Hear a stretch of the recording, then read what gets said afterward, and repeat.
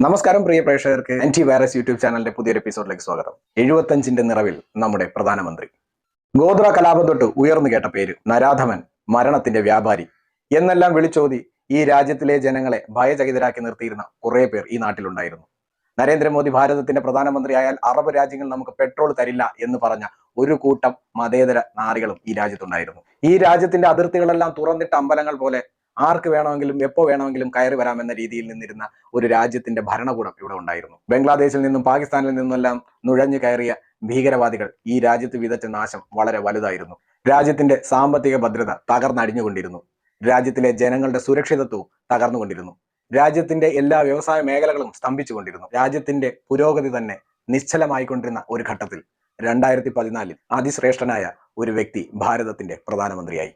ശ്രീ നരേന്ദ്ര ദാമോദർദാസ് മോദി. അഴിമതിയും കെടുകാര്യസ്ഥതയും സ്വജനപക്ഷപാതവും വർഗീയ തീവ്രവാദവും നിലനിന്നിരുന്ന കോൺഗ്രസ് ഭരണ കാലഘട്ടത്തിൽ നിന്നും ജനങ്ങൾ ഒരു മാറ്റം ആഗ്രഹിച്ചാണ് ഭാരതീയ ജനതാ പാർട്ടിയെ അധികാരത്തിലെത്തിച്ചത്. ആ അധികാരത്തിലേക്ക് ഭാരതീയ ജനതാ പാർട്ടി എത്തിക്കുമ്പോൾ അതിന് ചുക്കാൻ പിടിച്ച് BJPയെ മുന്നിൽ നിന്ന് നയിച്ചത് പ്രധാനമന്ത്രിയായ ശ്രീ നരേന്ദ്ര ദാമോദർദാസ് മോദി ആയിരുന്നു. ഗുജറാത്ത് മുഖ്യമന്ത്രിയായി സേവനമനുഷ്ഠിച്ച കാലഘട്ടം അത്രയും ഗുജറാത്ത് എന്ന സംസ്ഥാനത്തിനെ വളർച്ചയുടെ പാതയിലേക്ക് എത്തിച്ച മഹത് വ്യക്തി. 12 കോടി ജനസംഖ്യ കിടക്കുന്ന ഗുജറാത്തിലെ ദാരിദ്ര്യ ശതമാനം ഏറ്റവും കുറഞ്ഞ നിരക്കിൽ എത്തിച്ച വ്യക്തി. ഇന്നും PSC പഠിക്കുന്നവർക്കറിയാം, രാജ്യത്തെ ഏറ്റവും തൊഴിലില്ലായ്മ കുറഞ്ഞ സംസ്ഥാനം ഏതെന്ന് ചോദിച്ചാൽ ഗുജറാത്ത് എന്നല്ല. തീവ്രവാദികളുടെ ആക്രമണങ്ങൾ കൊണ്ട് മനസ്സമാധാനമില്ലാതിരുന്ന, വിലക്കയറ്റം കൊണ്ട് പൊറുതിമുട്ടിയിരുന്ന, ആവശ്യത്തിന് വരുമാനമില്ലാതിരുന്ന, തൊഴിലില്ലാതിരുന്ന ഒരു വലിയ രാജ്യത്തെയാണ് അങ്ങേറ്റെടുത്തത്. 2014 തൊട്ട് 2025 വരെയുള്ള ഈ 11 വർഷ കാലഘട്ടത്തിൽ അങ്ങ് പ്രധാനമന്ത്രി ആയതിനു ശേഷം അങ്ങയോളം തലപ്പൊക്കമുള്ള ഒരു വ്യക്തി ഭരണപക്ഷത്തോ പ്രതിപക്ഷത്തോ ഉണ്ടായിട്ടില്ല.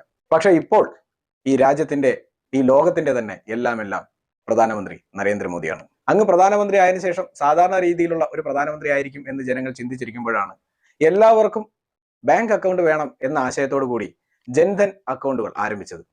അതിന്റെ ഫലം ഈ രാജ്യത്തിലെ കോടാനുകോടി ജനങ്ങൾക്ക് ലഭിച്ചു. പ്രധാനമന്ത്രി നരേന്ദ്രമോദി അധികാരത്തിൽ എത്തുന്നതിന് മുൻപായിട്ട് അങ്ങ് നടത്ത ഹിന്ദിയിലെ ഒരു പ്രസംഗം, ഹിന്ദി അറിഞ്ഞുകൂടാത്ത കുറെ കിഴങ്ങന്മാർ അങ്ങ് 15 ലക്ഷം വിട്ടുതരും എന്ന് കരുതിയിട്ട് അങ്ങനെ എടുത്ത ആൾക്കാരും ഉണ്ട് കേട്ടോ. അങ്ങനെ രാജ്യത്തിലെ ജനങ്ങൾക്ക് എല്ലാവർക്കും അക്കൗണ്ടുകളായി. പിന്നെ ഇന്ത്യക്കുള്ളിലെ തീവ്രവാദികൾക്കും ഇന്ത്യക്കുള്ളിലെ സാമ്പത്തിക തട്ടിപ്പുകാർക്കും രാജ്യത്തിന് പുറത്തിരുന്ന് ഈ രാജ്യത്തിലേക്ക് കള്ളനോട്ട് എത്തിച്ച് നമ്മുടെ രാജ്യത്തിന്റെ സാമ്പത്തിക അടിസ്ഥാനത്തിന് കേടുപാടുകൾ വരുത്താനിരുന്നവരുടെ ഹൃദയത്തിലേക്ക് അങ്ങ് നടത്തിയ സർജിക്കൽ സ്ട്രൈക്ക് ആയിരുന്നു നോട്ട് നിരോധനം. രാജ്യത്തിന്റെ സാമ്പത്തിക കെട്ടുറപ്പിനായി അങ്ങ് കൊണ്ടുവന്ന GST. പിന്നെ ശത്രുക്കൾ നമ്മുടെ രാജ്യത്ത് ആക്രമണം നടത്തിയപ്പോൾ അവരുടെ ഹൃദയത്തിൽ കയറി അടിക്കാൻ ധൈര്യം കാണിച്ച സർജിക്കൽ സ്ട്രൈക്കുകൾ. പാകിസ്ഥാൻ എന്ന രാജ്യം തീവ്രവാദ രാഷ്ട്രമാണെന്നും കുടിച്ച വെള്ളത്തിൽ വിശ്വസിക്കാൻ കൊള്ളാത്തവന്മാരാണെന്നും മുഖത്ത് നോക്കി പറയാനും ഈ ലോകത്തോട് വിളിച്ചു പറയാനും ആർജവം കാണിച്ച പ്രധാനമന്ത്രി. രാജ്യത്തിന്റെ സുരക്ഷയും ശത്രുക്കളുടെ മേലുള്ള പ്രഹരങ്ങൾക്കും ഒപ്പം തന്നെ ഈ രാജ്യത്തിലെ സാധാരണക്കാരെ കൂടെ ചേർക്കാനും നമ്മുടെ പ്രധാനമന്ത്രി മറന്നില്ല. നിങ്ങൾക്ക് തന്നെ അറിയാം, ജനൌഷധിയിലൂടെ 80%, 90% വിലക്കുറവിൽ ലഭിക്കുന്ന മരുന്നുകൾ. പുറത്ത് 100 രൂപയ്ക്ക് മേടിക്കുന്ന പല മരുന്നുകളും ഞാൻ 8 രൂപയ്ക്ക് ജനൌഷധിയിൽ നിന്ന് വാങ്ങി ഉപയോഗിക്കുന്നുണ്ട്. അതുപോലെ തന്നെ 5 ലക്ഷത്തിന്റെ ആയുഷ്മാൻ ഭാരത്. ഈ രാജ്യത്ത് ഏറ്റവും കൂടുതലുള്ളത് മിഡിൽ ക്ലാസ് ആണ്, പിന്നെ കുറെ പാവങ്ങളും. അവർ ഏറ്റവും കൂടുതൽ വലഞ്ഞു പോകുന്ന ഏറ്റവും വലിയ പ്രശ്നം അസുഖങ്ങളാണ്. രോഗങ്ങൾ വന്നു കഴിഞ്ഞാൽ ചികിത്സിക്കാനുള്ള പണം, മരുന്നുകൾ വാങ്ങാനുള്ള പണം, ഇത് രണ്ടും ജനൌഷധിയിലൂടെയും ആയുഷ്മാൻ ഭാരതിലൂടെയും അങ്ങ് നിർവഹിച്ചു. രാജ്യത്തെമ്പാടുമുള്ള സ്ത്രീകൾക്ക് ആശ്വാസമായിക്കൊണ്ട് ഉജ്ജ്വൽ യോജനയിലൂടെ സൗജന്യ ഗ്യാസ് കണക്ഷൻ വീടുകളിൽ എത്തിച്ചപ്പോൾ ഈ രാജ്യത്തിലെ ചില പുരോഗമന കിഴങ്ങന്മാർ പറഞ്ഞു സ്ത്രീയെ അടുക്കളയിൽ തളച്ചിടാനാണെന്ന്. രാജ്യത്തിനകത്തേക്ക് തീവ്രവാദികളെ സപ്ലൈ ചെയ്തുകൊണ്ടിരുന്ന ജമ്മു കാശ്മീരിനെ ആർട്ടിക്കിൾ 370 എടുത്തു കളഞ്ഞുകൊണ്ട് ഈ രാജ്യത്തിനോടൊപ്പം ചേർത്ത് നിർത്തി രാജ്യത്തിലേക്കുള്ള തീവ്രവാദ നുഴഞ്ഞുകയറ്റത്തിന് എന്നേക്കുമായി തകർത്തെറിഞ്ഞ പ്രധാനമന്ത്രി, അങ്ങേക്ക് ഒരു ബിഗ് സല്യൂട്ട്. മുസ്ലിം സ്ത്രീകളുടെ അവകാശ സംരക്ഷണത്തിന് വേണ്ടി മുത്തലാഖ് നിരോധനം അങ്ങയോട് ഈ രാജ്യത്തിലെ മുസ്ലിം സ്ത്രീകൾ കടപ്പെട്ടിരിക്കുന്നു.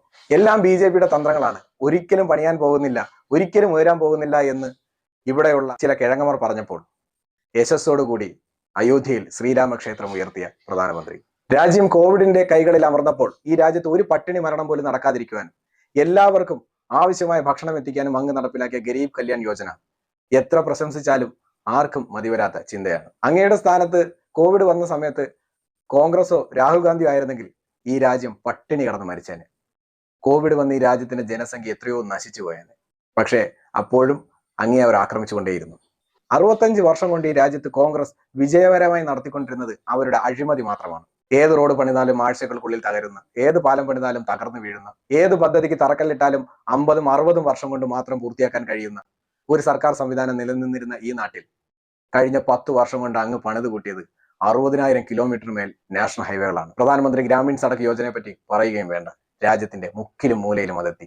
65 വർഷം രാജ്യം ഭരിച്ചിരുന്നവർക്ക് കഴിയാത്ത മിസോറാമിലേക്കുള്ള റെയിൽവേ സംവിധാനം അങ്ങ് ഈ അവസാന നിമിഷം നടപ്പിലാക്കി. ഭാരത സ്ത്രീകളുടെ സിന്ദൂരം മായ്ച്ചു കളഞ്ഞവൻ, അവന്റെ മണ്ണിൽ കയറി അവന്റെ നെഞ്ച് നോക്കി ചവിട്ടാൻ ധൈര്യം കാണിച്ച എന്റെ പ്രധാനമന്ത്രി ഈ രാജ്യത്തിലെ സ്ത്രീകൾ അങ്ങേ ഓർത്ത് അഭിമാനിക്കുന്നു. ഞങ്ങൾക്കിപ്പോൾ ഒരു ഭയവുമില്ല. ആക്രമിക്കാൻ വരുന്ന തീവ്രവാദികളോട് ഞങ്ങൾക്ക് ഒന്നേ പറയാനുള്ളൂ, വാ, വന്ന് തല്ലിയിട്ട് പോ, അല്ലെങ്കിൽ കൊല്ലടാ. എന്നാലും ഞങ്ങളുടെ അഭിമാനം വിട്ട്, ഞങ്ങളുടെ ധർമ്മം വിട്ട് ഞങ്ങൾ ഇനി വ്യതിചലിക്കില്ല. പക്ഷേ ഞങ്ങളെ തൊട്ടിട്ട് നീ എത്ര നാൾ കിടന്നുറങ്ങും? എത്ര നാൾ നീ സമാധാനത്തോടെ ജീവിക്കും? ഞങ്ങൾക്കിവിടെ ചോദിക്കാനും പറയാനും ആളുണ്ട്. പണ്ട് അങ്ങനെ ആരുമില്ലായിരുന്നു. വരുന്ന തീവ്രവാദികൾ ധാരാളം വിധവകളെയും അച്ഛനില്ലാത്ത മക്കളെയും സൃഷ്ടിച്ചുകൊണ്ട് അവർ വീണ്ടും തിരികെ പാകിസ്ഥാനിലെത്തുന്നു. അന്നത്തെ രാജ്യത്തിലെ ഭരണ നേതൃത്വം അതിനെ അപലപിച്ചുകൊണ്ട് UN-ലേക്ക് ഓടും, ഇല്ലെങ്കിൽ അമേരിക്കയുടെ കാല് നക്കാൻ ഓടും. പക്ഷെ ഇന്നിപ്പോൾ അമേരിക്ക പോലും നമുക്കൊരു തമാശയാണ്. അങ്ങ് ഒരു 20 വർഷം മുമ്പ് രാജ്യത്തിന്റെ പ്രധാനമന്ത്രി ആകേണ്ട ആളായിരുന്നു എന്ന് ആഗ്രഹിക്കുന്നത് ചിലപ്പോൾ ഞാൻ മാത്രമായിരിക്കില്ല. 75ന്റെ നിറവിലെത്തിയ അങ്ങ് ഏറ്റവും ശ്രേഷ്ഠനായ ഭരണാധികാരി തന്നെ. ഭാരതത്തിലെ ജനങ്ങൾക്ക് ഒരിക്കലും തെറ്റുപറ്റിയിട്ടില്ല എന്ന് ഹൃദയത്തിൽ കൈവച്ച് പറയാൻ പാകത്തിൽ ശക്തനായ പ്രധാനമന്ത്രി. ഭാരത് മാതാ കി ജയ്.